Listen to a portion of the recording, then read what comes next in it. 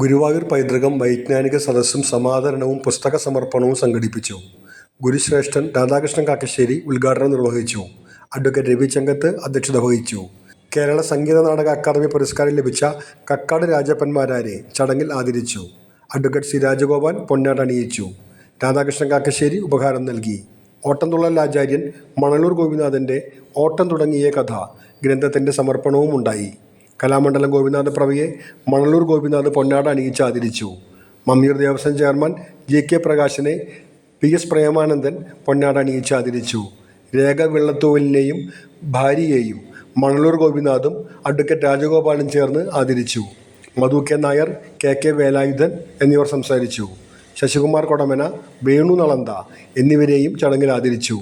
ബിന്ദു സുജിത്തിൻ്റെ നൃത്തവും കിഷോർ അന്തിക്കാടിൻ്റെ സാക്സഫോൺ ആലാപനവും അരങ്ങേറി.